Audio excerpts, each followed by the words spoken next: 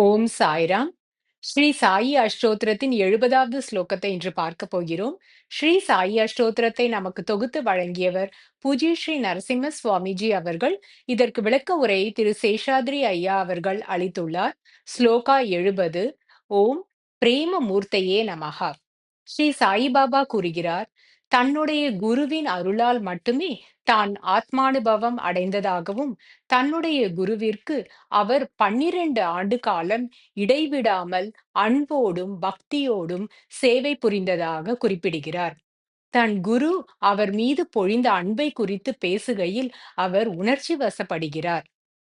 ஸ்ரீ சாயிபாபாவின் உடலில் உள்ள ஒவ்வொரு பாகத்திலும் அவருடைய குருவின் அன்பு அப்படியே பொதிந்துள்ளது.